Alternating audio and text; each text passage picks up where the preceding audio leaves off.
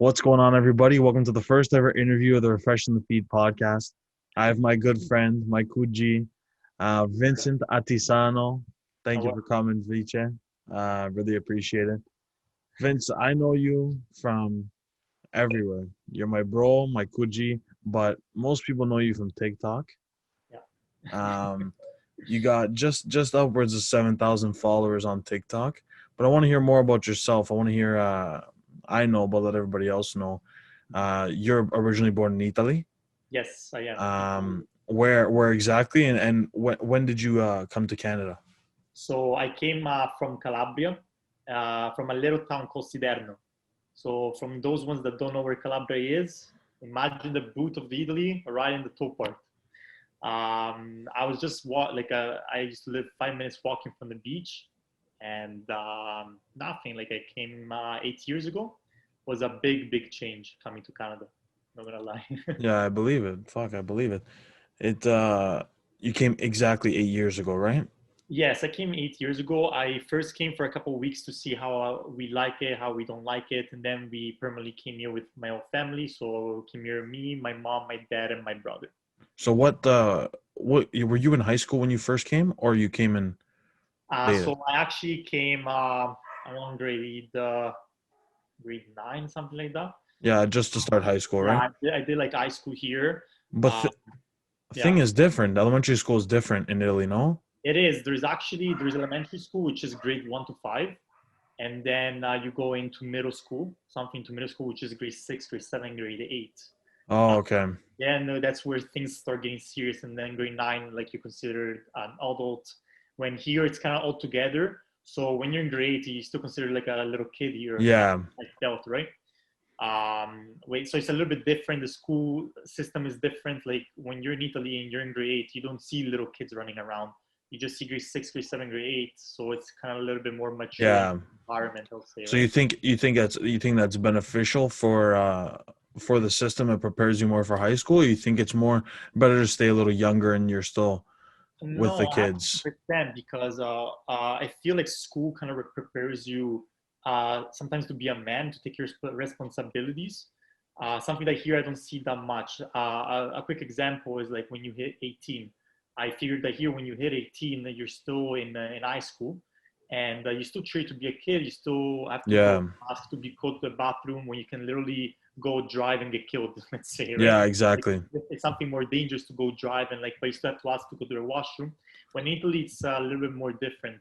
You're 18, you hit 18, you finish school, and you know, like the teachers know that you have a certain age and you don't have to go ask to go to the washroom. In high Yeah. school, some schools allowed it to you can just get up and go leave wherever you Oh want. wow. Yeah, Yeah, it's different. It's clearly different. You get a lot more respect sort of at a much younger age that I've noticed. Not even just Italy, just a lot of European countries that they tend to you tend to develop as an adult a little earlier. yeah. Um, it's sort of like just slightly prolonged in North America. It's sort of spaced out a little bit. That's it's super interesting. But now you're in Toronto, like you're going to school in Toronto. You're at post secondary now. Yes, yes. So I'm right now doing my last year.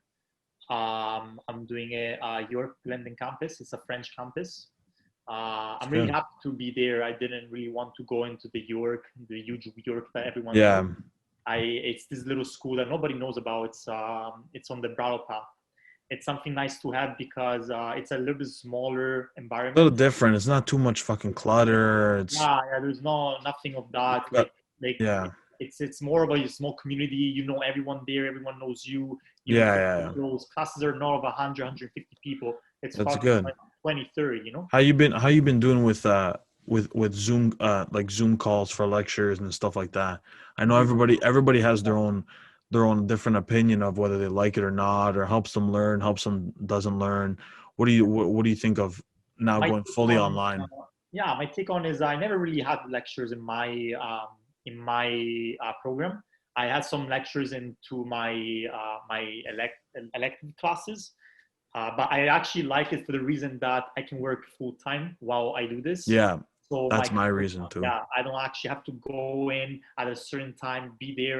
They just record every single class, and I can go whenever I finish work, right? So the reason why I like it the more it's because I have that freedom of doing whatever I want. Yeah, some people, for me, a lot of people see it as, oh, I don't learn as much, I don't function that well when it's not in person. I don't see a face, which I get that. Yeah, that's A lot of people are very like they have to see a face to understand. I'm more of I like doing things at my own pace. mhm. And I think that like when you have, especially when it's not like you don't have to attend the Zoom lecture, you know how most of them are recorded and you go watch them later. I get Yeah, to do whatever I want, and then let's say I want to do one day full of school, you could just do it all like one day, just based off of your schedule, right? Like you said too with the Zoom with work, just frees up your schedule, right? And exactly. Yeah. if you're able to learn through a Zoom call, like through online learning, online lectures, then there's no reason why it wouldn't benefit you, right? Yeah, And and also, I think that I like a lot is that something that you cannot do in real lectures is go back in time. So when something is yeah, recorded, classes you don't get something, you didn't do right to the notes, it's sometimes impossible to ask the teacher to go back a slide, you know? yeah, and there's Or 150 people, 200 people. You don't people want to get look like an annoyed, idiot. people are like, oh my God, you're so slow. Here you can go in your own pace, like you said. And if Yeah, you can go back, you can check whatever happened. You didn't understand something, maybe you forgot. You can always go yeah, back. yeah, exactly. Okay, I wanted to move into TikTok. So Yeah. you like I said, you got just under 80,000 likes and just over 7,000 followers, which is pretty good, pretty decent.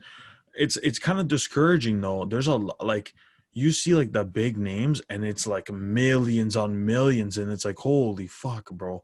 There's like some people you see, it's like when you're verified, it's like people have 100 million.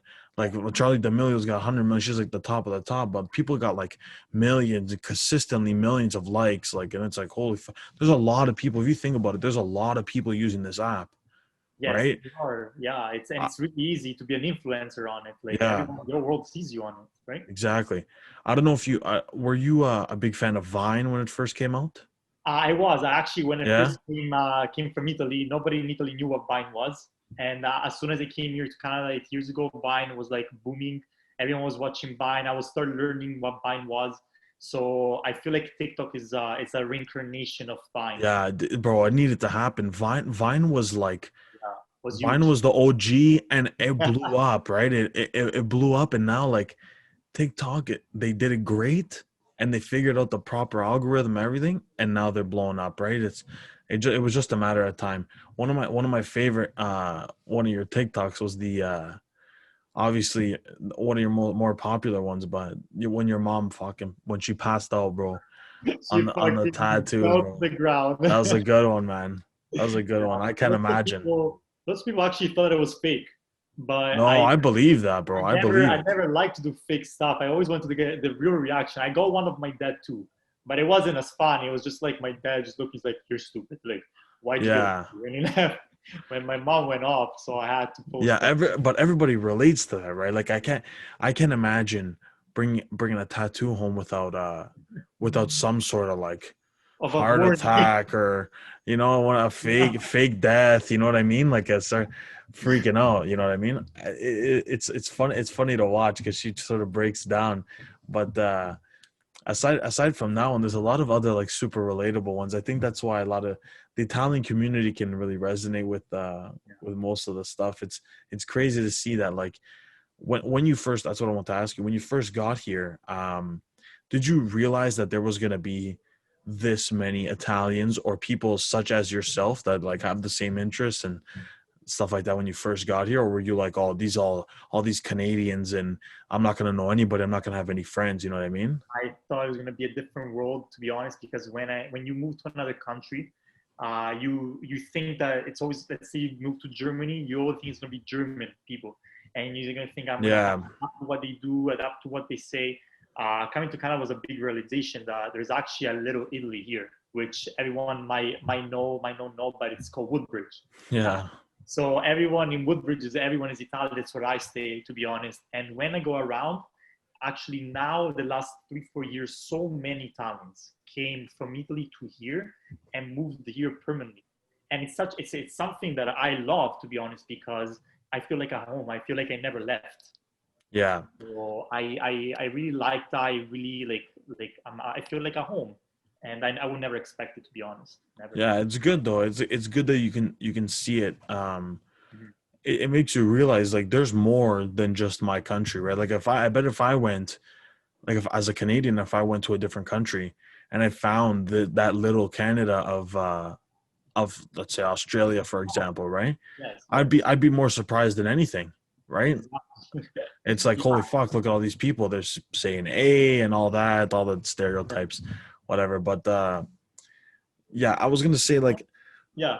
TikTok's very it's very difficult to get going, Mhm. right? So algorithm wise, it's hit or miss. I've noticed, especially with a lot of creators and influencers really took to TikTok and saying the algorithm almost seems biased It is sometimes. towards some people. Yeah, I You know what I noticed. mean? Too, yeah. I wanted your take on it. What do you think of the way your the monetization is towards the For You page and the way to get in there? To be honest, I started with the when I started doing videos. It was more like people were telling me, you gotta put hashtags, you gotta put For You, and you're gonna get so many views. Yeah, Sometimes as you do videos and you post, sometimes you forget to put those hashtags, and you still get it. You still get those views. yeah, It's also what I noticed myself is I have 7,000 followers around, and I noticed if I post on a certain time, it won't get as many views because my followers, if I do a on take, if I do an overlook, I see that my followers, let's say they're active, most of them are active at 6. So if I post a 6, I will get so many other views because I yeah. like the way TikTok kind of promotes your video is how many shares you get. If in the first, he shares it to 100 people, if out of those 199 post it and repost it and share it and like it and comment, you're gonna get even 500 people. Yeah. So it's the way. I think the most important thing is when you post a TikTok. So Uh, sorry, you said 6 o'clock, but is that excuse me, is that where you figured out was the best time for you? Or you said I it think told you? no, my best time would be Saturdays at 1. Saturdays at 1 p.m. That's where I feel my followers are the most active. So when I post Saturday at 1 p.m., it's gonna get so many views. So you just gotten that from posting and know okay, Posting, yes. Saturdays around the afternoon I've noticed a lot more Yes. Also, activity. there's a little trick now that if you are about to go live, it tells you how many of your followers are live right now. So it tells you how many are on TikTok on the app. So let's say I have 7,000, it tells me 800 are live. And then in 5 minutes, I want to go on it and it shows that 1,300 are live. Oh, okay. More views if How that many 1,300 in there. how many followers do you need to be able to go live? I think it's a You can go thousand. live whenever. And also, you don't need it's so it's a weird algorithm because you also don't need followers to go for a video to go everywhere. I have so many friends that have maybe 90 followers, 80 followers. They post a video, the stupidest video, and it goes viral because they get even more views than me. I was Yeah. talking also in another podcast with Arco Italians. I was talking to them with this girl that like did a reaction of mine, and she had less followers than me, and she got so many more views than my Yeah. actual video. Yeah, I was gonna mention like the interaction again is I was gonna say that first. I think you need 1,000 followers to go live. Oh, you do? I didn't even know that Yeah, yeah, because yeah, when TikTok started going live, I already had that many followers because yeah, yeah, launched they didn't have a live version. Like you couldn't go live yet. yeah, yeah. No, I think you need minimum is 1,000 followers now. Okay. But yeah, as I was saying, they like the interaction is like super important because I have my own TikTok and I have this actually refreshing the feed has their own TikTok. I'm gonna link it later, but actually like the if you notice when you comment, Mhm. sometimes your comments will get like a shit ton of likes. Yes. Like a shit ton of I've seen comments with like 150,000 likes, like 300,000 likes, and then even if like I've commented a couple times where it's got a decent amount of likes, I don't know, maybe not 150,000, but like an amount to say like wow, like this is like sometimes more than a video, you know what I mean? And it's just a comment. And you get so Um, many, I got so many followers by some comments, like just because I comment on something and I got so many, like so many people click on your profile, start looking your TikToks and they start following because they like the content. So yeah, it also like commenting on other people's video, it gets you lots of people interested in your own profile. yeah, it's big. The interaction is really, really big. But yeah, so the content here, I really like it. So what? I don't know if your brothers obviously Mhm. they know they have their own TikTok account. Actually, my brother doesn't. Or your cousins do. My best friends, Oh, okay. Bello Bellow Bros, Bros. Yeah, yeah. Everett, they do really really funny videos. So guys, if you like ever bored, Yeah. just go watch them. They're really funny. They're at, it's at Bellow Bros, right? At Bello Bros, yes, on TikTok. They On also TikTok. have Instagram. Yeah, so Uh, what does the rest of your family think about the videos? I know it's sort of yeah, in the grand scheme, the social media in the Italian world is sort of looked down upon. mhm. Being like creative is not like the most practical way for Italians to get, you know what I mean by that. It's not always, oh yeah, videos and social media, that's good, right? But how's it benefited you to say, look, I'm embracing my culture, I'm embracing everything that I love, right? And look how it's taking me, you know what I mean? And it shows like the old timers, the baby boomers, like this can go somewhere, right? Like there's a spark here. What do you think about that? I think that my family kind of laughs. Like my mom is my number one fan, I would say, because she always waits for me to post videos, and she doesn't have TikTok, and she says she doesn't want to get it, but she says, when you post a video, let me know, send it to me. I want to tell people, and when I show her something, she shows your world. All the people Yeah, she knows, she shows them. So my family, like they don't have really a take if I should do it, should I not do it. As long as I like it, they'll stay with me. yeah, My brother is a little bit different because my brother doesn't really like that attention. I'm more like of an open person. I wouldn't say I like the attention, but I don't mind it. I don't like being in the middle of a stage, let's say, and I have lots of people eyes on me. I don't bother with that. yeah, yeah, My brother instead is a more quiet person, so he doesn't really do TikTok. That's why he doesn't have TikTok. He doesn't really need it. He doesn't even watch TikToks, to be honest. yeah. But I also have my family in Italy that they laugh, they die. Like it's something that they wouldn't do, especially in my town because it's a really small town. But all my friends, all my family back in Italy, they still watch my TikToks. They laugh, they repost it, they support me, and then they give me their thinking about it. Like, oh my god, it's so true. Oh my god, this is That's that. good. Yeah, Yeah, that's good. No, it's good to see because it transitions, right? Our parents would never be number one. They wouldn't have access, but I don't think they would be sort of like into this kind of stuff. And then that generation, that the baby boomers, they tend not to support stuff like this. Like now that it's become more common, at the beginning it's more questioned and being out there and like very public with like yourself, right? Like you're posting videos. It's not like there's yeah, anything to hide. It's you, right? It's you. You're from it, like the whole culture, everything, right? yeah, But sometimes it's a lot of people think of it as like I'm saying, it's good that we're moving in the direction where it's not frowned upon, but it's not looking as like a career, because serious social media influencers can make a lot of money, like a serious amount of money, and it can become more than a career, you know what I mean? Like it can become something great. um but it's great to see that like it is going in the right direction, and it has been for a while, right? yeah. And I know, and you're on one end of it, especially. um I would say sometimes I feel like people get lots of pressure, and that's not what I want to be like. I know people that do it as a career.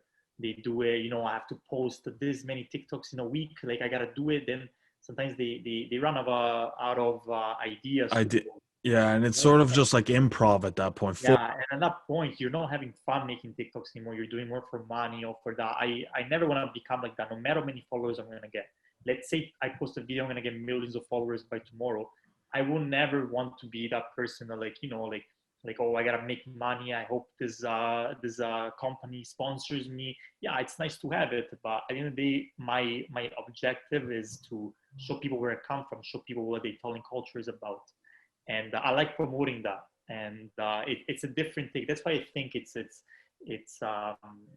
it's different for some people, and that's why there's so many different contexts. Some people do it for fun, There's so many Yeah, people that don't care about if the video is funny or not. They just want to exactly. fun making them. Like literally making the TikTok is so fun to do. Yeah, but a lot of big influencers like Addison Ray and 100%. Yeah, Charlie they D'Amelio, they love post to like 5, 6 videos a day, bro. That's that's a what lot of work. yeah, that's their job now. Like I know Yeah, people from Toronto that they do that as a job. They get paid to make those videos. So if you have fuck all to do the whole day, that's your job. yeah, You're gonna go off on it, and it's actually good if that's what you love doing. It's the best way to do yeah, it. of course. Yeah, for sure. No, it's good. It's good to see like that you can make money in that kind of way, and it's not always just backbreaking work. You Yeah, know what I mean? Because then they get the sponsors involved, and it's fucking over. Um, But yeah, I think we're gonna wrap it up here for today. Vince, I'm really glad I had you on. This was thank great. you so much for having me. Um, It's a pleasure. no problem. Everyone, if you're listening or watching this, check Vincenzo out on TikTok at Vincent Attisano. He's got some really funny Italian comedy. Lots of fun stuff. He talks about his family, his culture, and everything he's come from. Um, and you can reach the Refreshing the Feed podcast on TikTok at refreshing the feed underscore. If you're watching this on YouTube, leave a link, comment, subscribe. Let Vince know what you thought of his take on TikTok and his growing up experience in Canada. Vince, again, thank you for coming. Really Thank appreciate it. thank And you. that's it for us. See you later. Bye, guys.